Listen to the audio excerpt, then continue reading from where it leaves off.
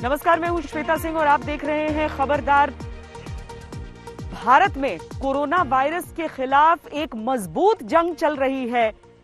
देश के कुल अगर हम 736 जिलों को देखें तो उनमें से 325 जिले ऐसे हैं जहां पर कोरोना का कहर नहीं पहुंचा है। लेकिन इन सारी चीजों के बीच कई चीजें हैं जो चुनौती बनकर हमारे सामने खड़ी हो जाती हैं। मिसाल के तौर पर यह सोचिए कि आपके घर में कोई पिज्जा देने के लिए आए और दरअसल वो व्यक्ति संक्रमित हो। कुछ ऐसा ही हुआ है। दिल्ली में एक ऐसी ही घटना सामने आई है। एक पिज्जा बॉय में कोरोना के संक्रमण की पुष्टि हुई है। इस डिलीवरी बॉय ने दिल्ली के 72 घरों में पिज्जा की डिलीवरी की थी, जिसके बाद इन सभी परिवारों को घर में ही क्वारंटीन करना पड़ा है। यह ऐसी खबर है जो सरकारों के लिए चिंता पैदा करने वाली है। जरूरी सामान की होम डिलीवरी को सोशल डिस्टेंसिंग का बेहतर जरिया माना जा रहा है, लेकिन अगर डिलीवरी करने वाला ही संक्रमित हो और वो जाने अनजाने में तमाम परिवारों में संक्रमण फैला दे तो क्या किया जाए? कोरोना के खिलाफ संग्राम में जिन जरूरी सेवाओं को मंजूरी दी गई है उनमें भी बचाव के हर एक उपाय को अपनाना जरूरी है, लेकिन दिल्ली के इस मामले में लापरवाही की बात सामने आ रही है। क्या है ये पूरा मामला? क्या पड़ सकता है इसका पूरा असर? देखिए ये रिपोर्ट।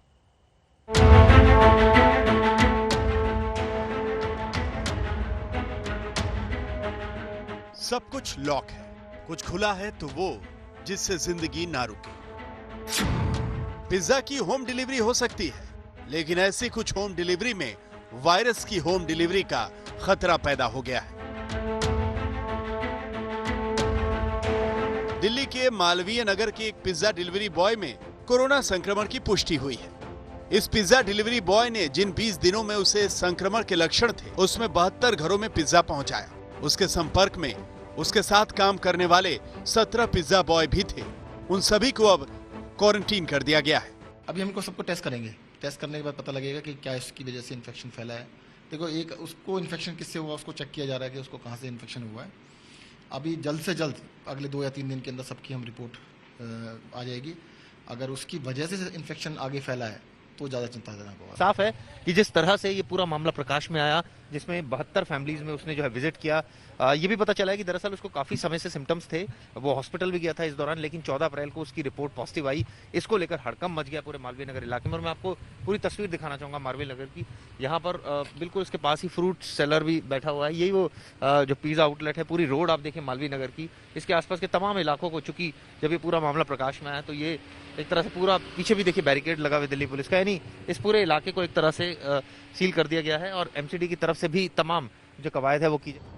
कोरोना के खतरे पर लगभग 1.5 महीने से जंग चल रही है। सोशल डिस्टेंसिंग के लाखों टिप्स दिए जा चुके हैं। संक्रमण से बचाव के तरीकों पर हर स्तर पर जानकारियां दी जा रही हैं। लेकिन अफसोस कि पिज्जा बॉय के संक्रमण के मामले में पहली नजर में चूक उजागर हो रही है। ये पिज्जा बॉय 28 मार्च से बीमार था। 5 अप्रैल तक उसे बुखार था, बावजूद इसके वो ड्यूटी पर रहा। इस बीच डायलिसिस के लिए पिज्जा बॉय अस्पताल भी गया। कोरोना संक्रमण का लक्षण दिखने के बाद उसका टेस्ट कराया गया तो 14 अप्रैल को उसकी रिपोर्ट पॉजिटिव आई। ये सारे लोग अभी भी एसिम्प्टोमेटिक हैं और जिनकी टेस्टिंग किया हुआ है उनका टेस्ट रिपोर्ट अवेटेड है। सो अभी हमारे पास एविडेंसेस नहीं है कि इस बॉय ने संक्रमण फैलाया है, बट हाँ ये जरूर है कि ये खुद से संक्रमित था और करीब 1 महीने पहले इसको फर्स्ट सिम्टम आए थे 20 मार्च के अराउंड, और 5 अप्रैल के आसपास इसको फीवर ख़त्म हो गया था। अभी एक्टिव डिजीज इसके पास केवल कफ की पड़ी हुई है। तो ये Rajiv Gandhi super speciality hospital में इसको एडमिट किया हुआ। पिज्जा बॉय में कोरोना संक्रमण की पुष्टि के बाद उसकी कंपनी ने अपने बयान में कहा है कि सभी तरह की सावधानियों और सतर्कता के बावजूद दक्षिण दिल्ली के मालवीय नगर किचन का डिलीवरी पार्टनर कोरोना पॉजिटिव पाया गया। हमने अथॉरिटीज को सभी सूचनाएं दी हैं। जो उसके संपर्क में आए सभी ग्राहकों से संपर्क कर रहे हैं। डिलीवरी पार्टनर ठीक है और सभी तरह की मेडिकल सुविधाएं पा रहा है।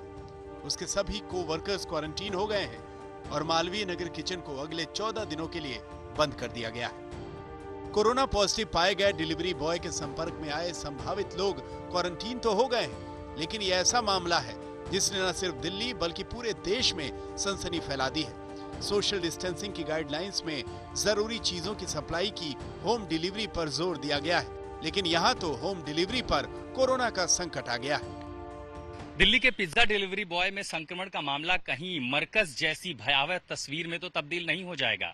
याद कीजिए, जब दिल्ली में कोरोना संक्रमित मरीजों की संख्या बेहद कम थी, तब निजामुद्दीन के मरकज से निकले मरीजों की संख्या में बेतहाशा बढ़ोतरी हुई और अब पिज्जा डिलीवरी बॉय का मामला उस दिन सामने आया है जब राजधानी में कोरोना संक्रमित मरीजों की संख्या बेहद कम दर्ज की गई है। कोरोना के संकट काल में छोटी सी चूक कितनी भारी हो सकती है, ये मामला उसकी बानगी है। फिलहाल तो सब यही कामना कर रहे हैं कि उसके संपर्क में आया हर एक शख्स स्वस्थ हो। दिल्ली से आशुतोष, चिराग गोटी और संजय शर्मा के साथ आज तक ब्यूरो। कामना ये भी करनी होगी कि कोई उसके संपर्क में आया न हो, क्योंकि अगर वाकई जो ये सारे डिलीवरी चेन्स कहते हैं कि कॉन्टैक्टलेस डिलीवरी होगी, यानी कि जो व्यक्ति दे रहा है और जो व्यक्ति उसे ले रहा है सामान को, उन दोनों के बीच कॉन्टैक्ट नहीं है, उसका पालन किया गया हो लेने वाले लोगों द्वारा भी और उस पूरी डिलीवरी चेन के द्वारा भी। क्योंकि कई दफा देखने को ये मिलता है कि भले ही ये डिलीवरी के लिए लड़के निकलते हैं, लेकिन उन्हें सैनिटाइजर जैसी चीजें खुद से खरीदनी पड़ रही हैं, मास्क कंपनी की तरफ से नहीं दी जा रही हैं, चाहे स्टेटमेंट्स में कोई भी चीजें कह दी जाएं। ये डिलीवरी बॉयज जो होते हैं, ये वो होते हैं जो रोज कमाते हैं, रोज खाते हैं। जान और जहान के संतुलन का असमंजस इस कहानी में भी सामने आ रहा है। आज मैंने ऐसे तमाम डिलीवरी बॉयज से बातचीत की और देखा कि आज सुबह से ये ऑर्डर्स का इंतजार ही कर रहे हैं। इन्हें ऑर्डर दर ऑर्डर पैसे मिलते हैं, रोज कमा रहे हैं, रोज खा रहे हैं और अब पूछ रहे हैं कि ऐसी परिस्थितियों में अब ये आगे क्या करें।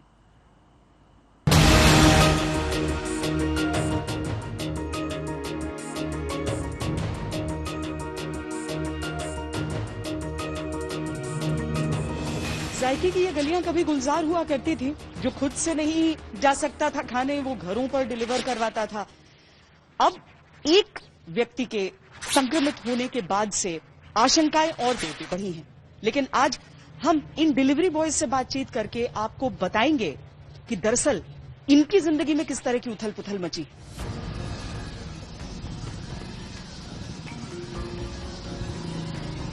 आजकल क्या आपकी कमाई पर असर पड़ा? बहुत असर पड़ा है मैम, बिल्कुल। जब आप देख रहे हैं पूरे सिटी में टोटल 4 रेस्टोरेंट खुले हैं, तो जनरल सी बात है कि ऑर्डर बहुत कम हो गए। और जो पहले हम 20 ऑर्डर कर लेते थे, वो आजकल 6 ऑर्डर करने में पूरा 12 घंटे लग जाते हैं। लिमिटेड हो गए बहुत, बिल्कुल। घर चलाने में समस्या घर में कौन कौन? ये कोई कहने वाली बात हो, सब वो तो है ही है, जनरल सी बात है। जब कमाई जब 30% रह जाएगी, 25% रह गई तो परेशानी है।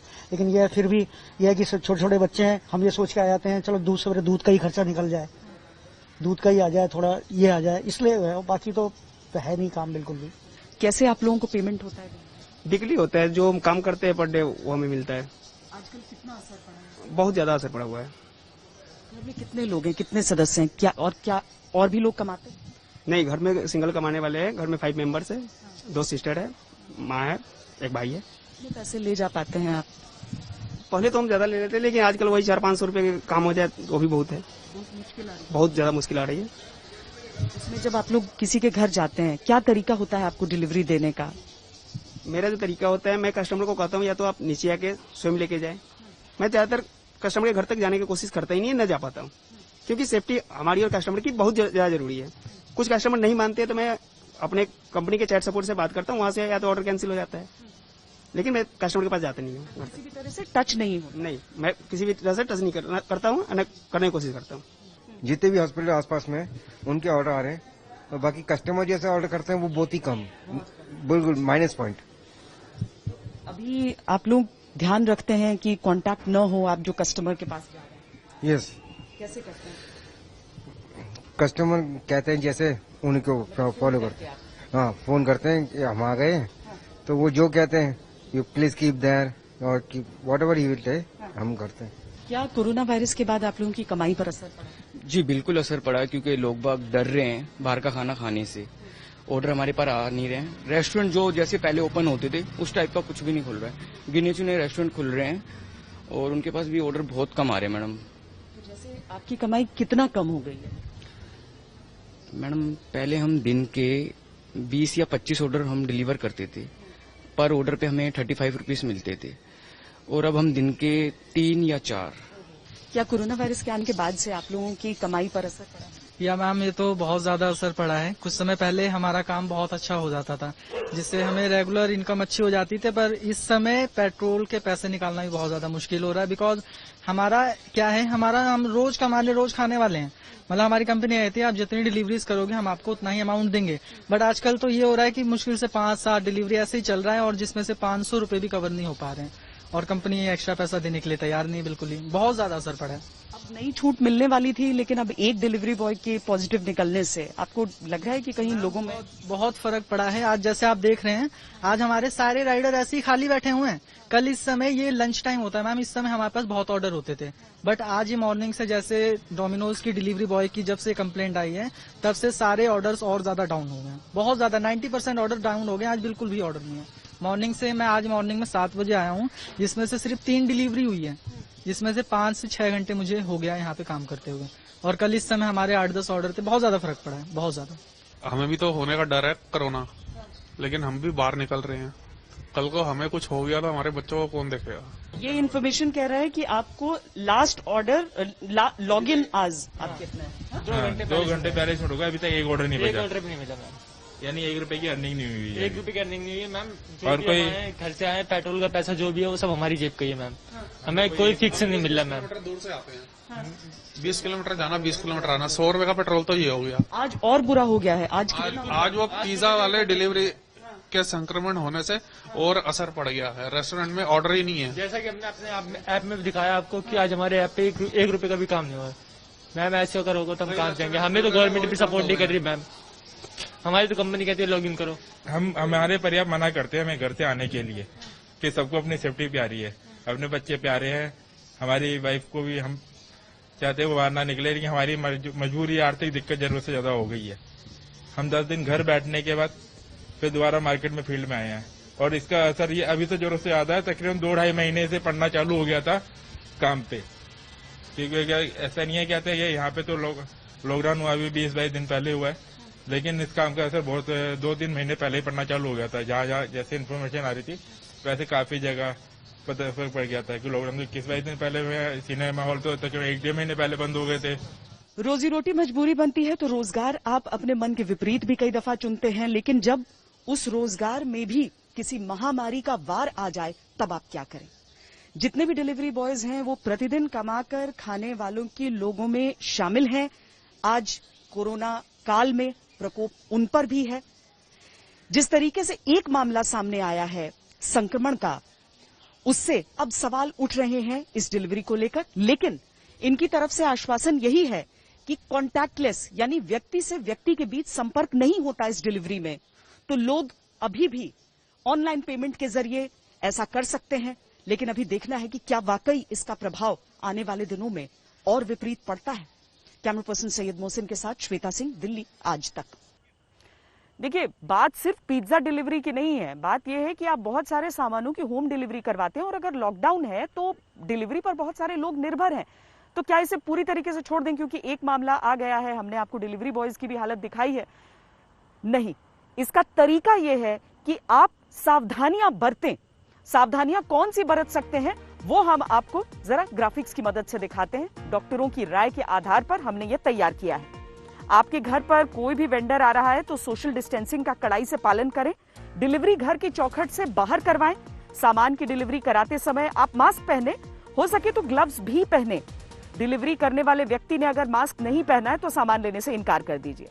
पेमेंट डिजिटल मोड में करिए क्योंकि नोटों के आदान प्रदान से पता नहीं उसमें किस तरह के जीवाणु आ जाएं। डिलीवरी के बाद अच्छी तरह से हाथ जरूर धोएं और खुद को सैनिटाइज करें। अगर सामान ऐसा हो जिसे पानी से धोया जा सकता है तो ये तरीका भी अपनाएं। अगर खाने का सामान है तो उसे अच्छी तरीके से गर्म करने के बाद ही उसे आप खाएं। तो इस तरह की चीजें अगर आप करेंगे तो उससे ऐसे मामलों में बच सकते हैं।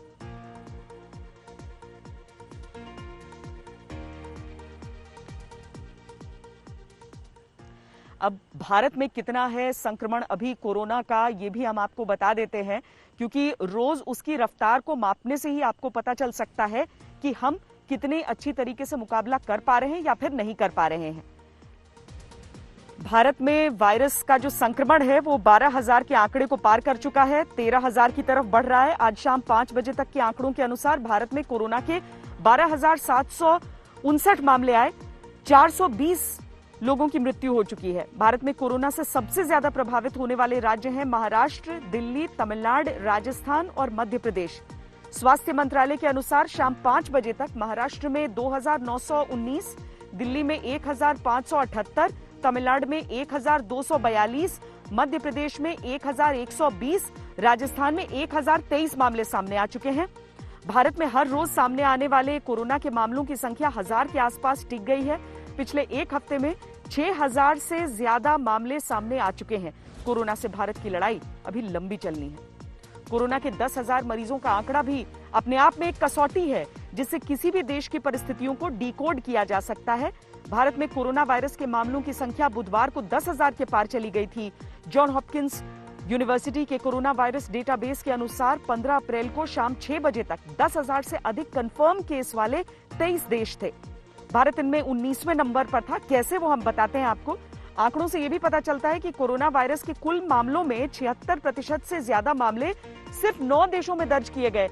ये 9 देश हैं अमेरिका, जहां पर 30% मामले, स्पेन में 8%, इटली में भी 8%, जर्मनी और फ्रांस में 6%, ब्रिटेन और चीन में 4%, ईरान में 3.8%, तुर्की में 3.2%।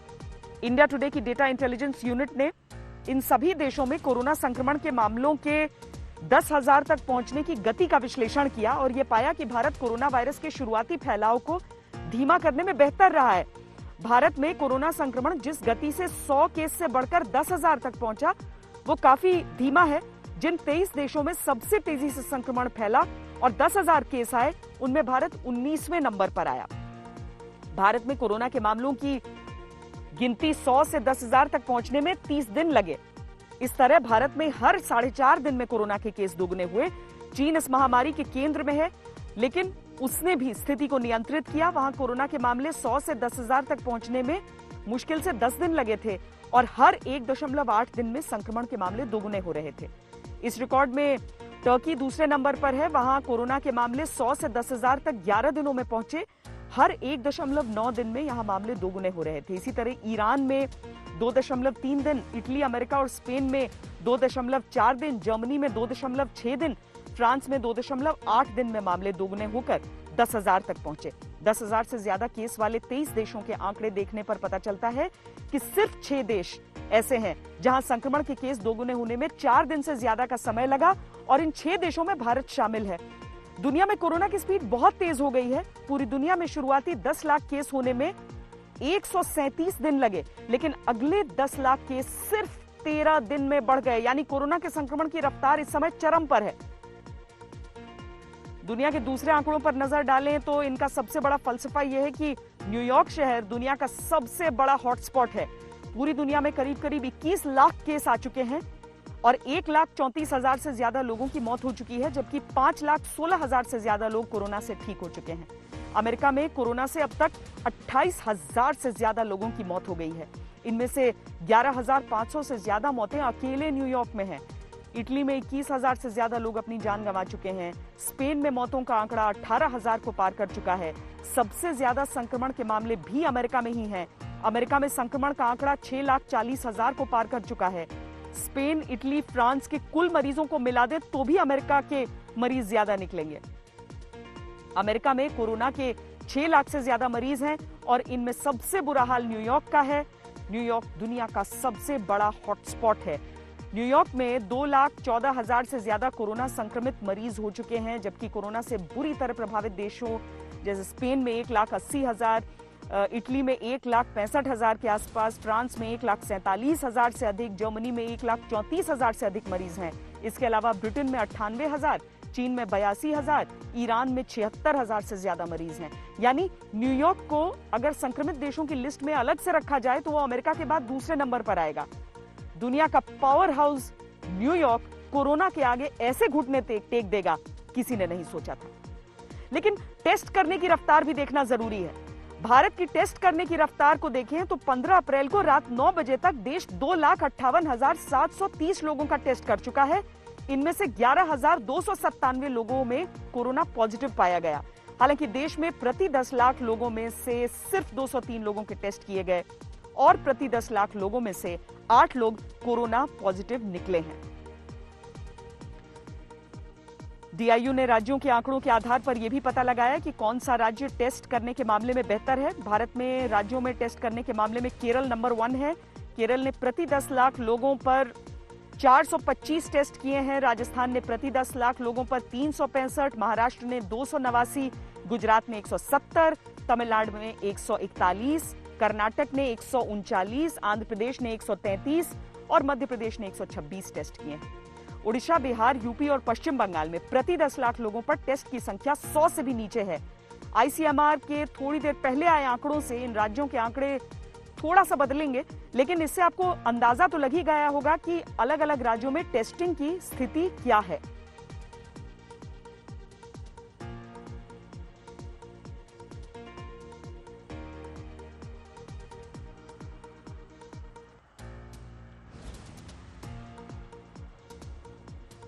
यहाँ आपको यह भी समझना चाहिए कि भारत कैसे सर्वेलांस के जरिए जो संक्रमित लोग हैं उनकी पहचान कर रहा है। ये एक्सक्लूसिव खबर है और इसके बारे में पूरी जानकारी पहले हम आपको देते हैं कि किस तरीके से सर्वेलांस के जरिए पता लगाया जा रहा है कि कोरोना का संक्रमण कितने लोगों में किस तरीके से फैल रहा है। 15 अप्रैल तक भारत प्रति 10 लाख लोगों पर 203 टेस्ट कर चुका है। आपको शायद अंदाजा नहीं होगा कि ज्यादातर positive case community surveillance network के जरिए सामने आए हैं। भारत में कोरोना का परीक्षण मुख्य रूप से सर्वेलांस के जरिए किया जा रहा है। 15 अप्रैल तक भारत में करीब 11,000 कंफर्म मामले सामने आए। इसके लिए प्रयोगशालाओं में 2.5 लाख लोगों के टेस्ट किए गए और स्वास्थ्य मंत्रालय के सूत्रों से हमें पता चला है कि इनमें से ज्यादातर को सर्वेलांस नेटवर्क के जरिए चिन्हित किया गया। स्वास्थ्य अधिकारी मौजूदा सर्वेलांस नेटवर्क के जरिए पूरे भारत में कंफर्म हुए मामलों के संपर्कों का पता लगा रहे हैं, यानी कॉन्टैक्ट ट्रेसिंग। अब तक 31,000 से ज्यादा ऐसे संदिग्ध मामले सामने आ चुके हैं जो कंफर्म हुए मामलों के संपर्क में थे। अधिकारियों ने सिर्फ सर्वेलांस के जरिए कोरोना के 5,000 से ज्यादा कंफर्म मामलों का पता लगाया है। भारत के तमाम राज्यों और केंद्र शासित प्रदेशों में 5 लाख से अधिक लोगों की निगरानी हो रही है। अलर्ट के आधार पर लगभग 23,000 लोग अस्पतालों में भर्ती किए जा चुके हैं। सूत्रों के अनुसार हेल्थ वर्कर्स के मजबूत नेटवर्क और इंटीग्रेटेड डिजीज सर्वेलांस प्रोग्राम के जरिए गुरुवार तक 79,000 लोगों के सैंपल लिए गए, जिनमें से 8,000 से ज्यादा लोग पॉजिटिव पाए गए। दक्षिण कोरिया ने बड़े पैमाने पर रैंडम टेस्ट किए थे, लेकिन भारतीय स्वास्थ्य अधिकारियों ने टेस्टिंग के साथ बड़े पैमाने पर सर्वेलांस की रणनीति भी अपनाई है, क्योंकि भारत की जनसंख्या कम से कम दक्षिण कोरिया जैसे देशों की तुलना में बहुत बड़ी है। ऐसे में उन लोगों का टेस्ट पहले किया जा रहा है जो किसी संक्रमित व्यक्ति के संपर्क में आए और जिनमें कोरोना संक्रमण की आशंका हो सकती है। आंकड़े ये कहते हैं कि दुनिया के दूसरे देशों की तुलना में भारत में टेस्ट करने की रफ्तार बहुत कम है। आईसीएमआर और data website our world in data के अनुसार भारत प्रति 1,000 लोगों पर 0.2 टेस्ट कर रहा है। इसीलिए स्वास्थ्य विशेषज्ञों का कहना है कि भारत में 135 करोड़ लोगों के लिए जांच की यह संख्या जमीनी सच्चाई को सामने नहीं ला सकती।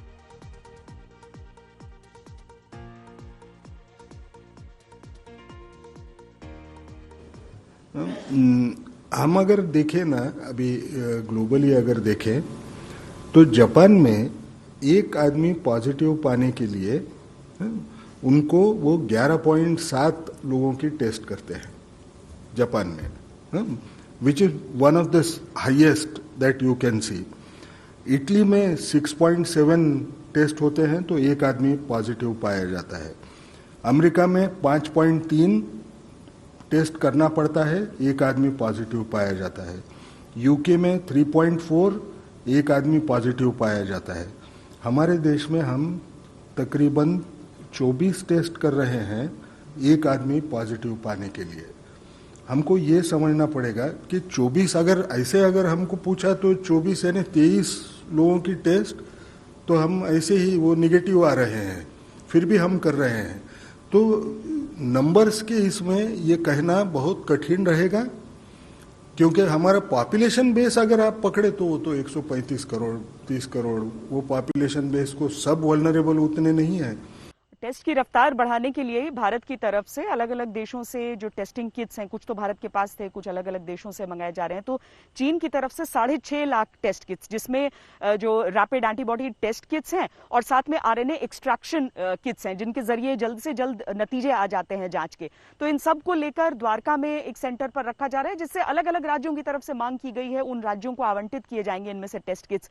लेकिन इसके साथ ही आपको बता दें कि यूरोप जैसे देशों में भी जब चीन की तरफ से इस तरह की टेस्टिंग किट्स और भी तरह के चिकित्सा के उपकरण पहुंचाए गए थे, तो उन सब ने ये कंप्लेन की थी, शिकायत की थी कि ये औसत से नीचे दर्जे के लग रहे हैं, ये अच्छी क्वालिटी के नहीं है।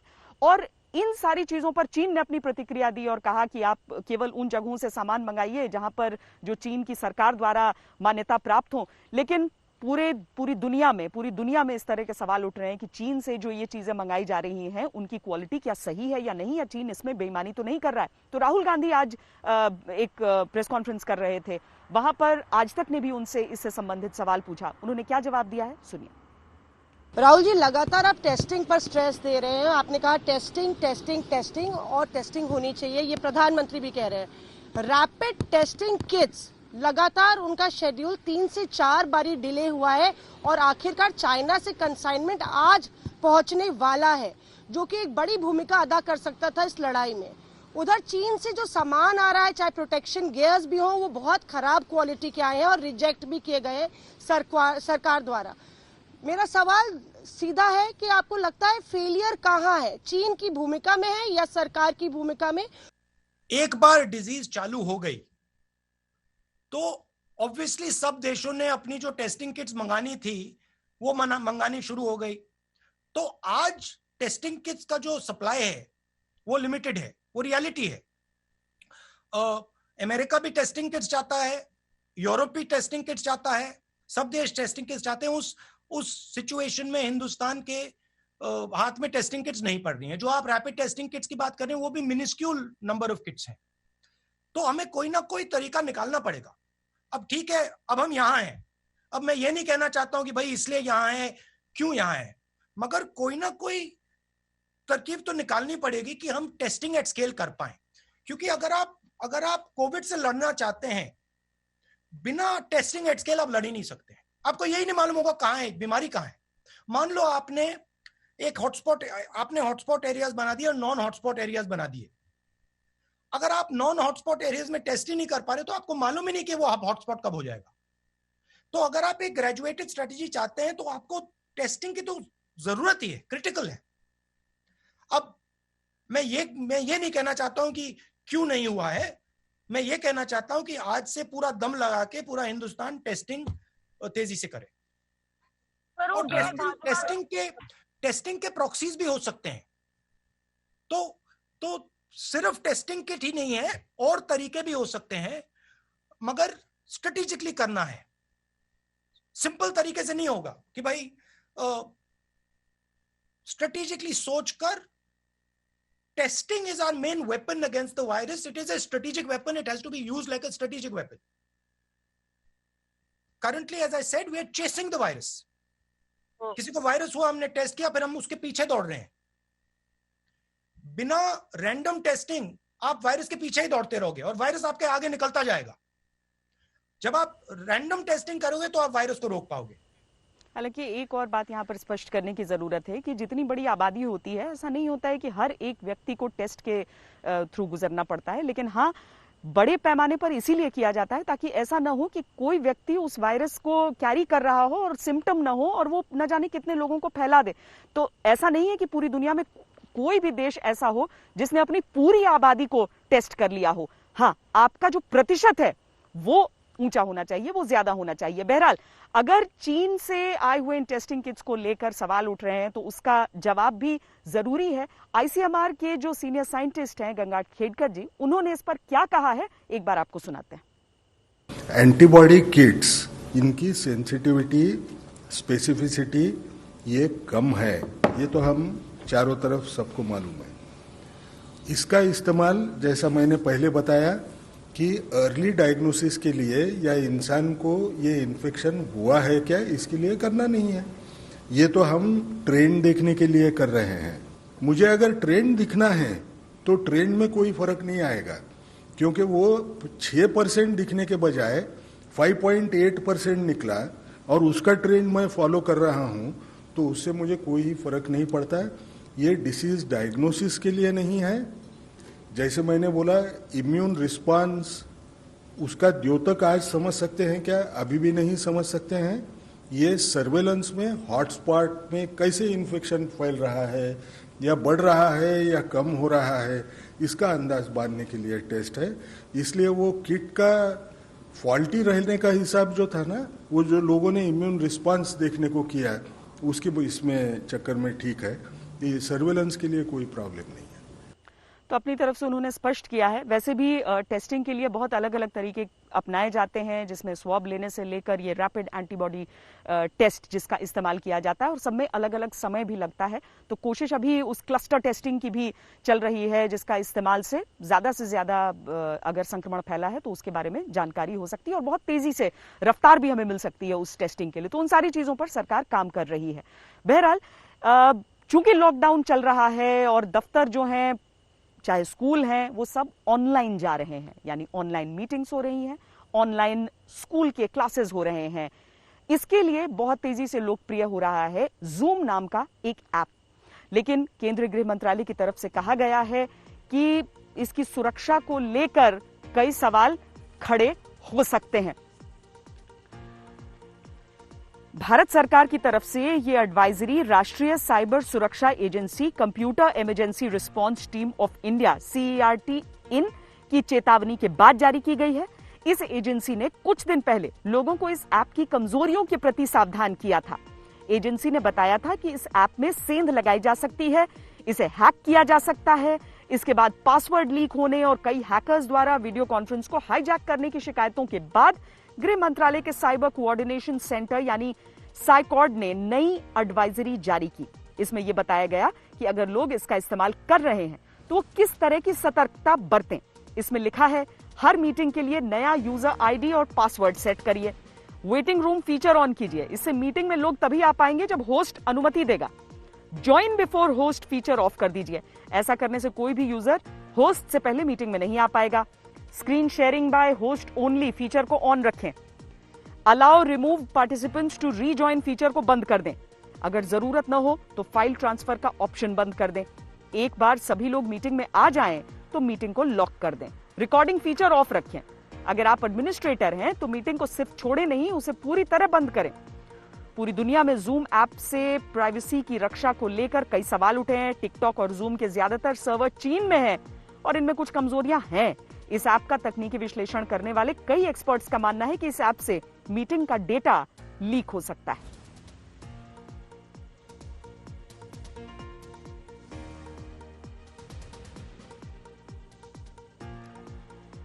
तो ये तो बात हुई एक ऑनलाइन ऐप की, लेकिन इसके अलावा कोरोना वायरस की संरचना को पढ़ने की जो कोशिशें हो रही हैं उसमें भारत भी पीछे नहीं है।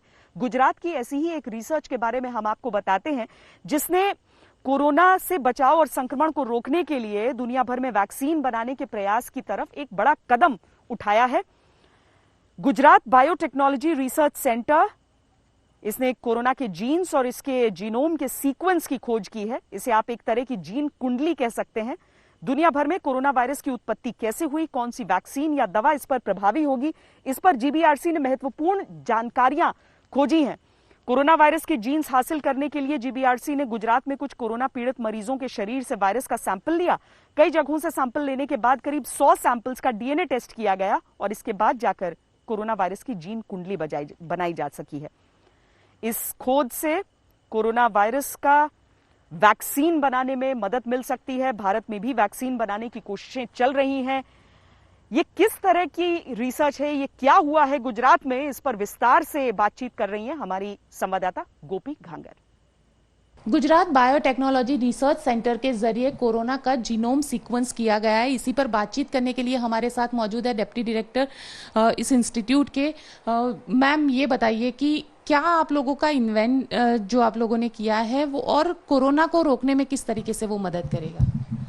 हमने अभी जो GBRC में किया है वो कोरोना का एक पूरा जीनोम जो है उसका सीक्वेंस हमने डिकोड किया है और ये जीनोम की सीक्वेंस हमको पता चलेगी तो उसके ऊपर से हम काफ़ी रिसर्च जो है वो शुरू कर सकते हैं.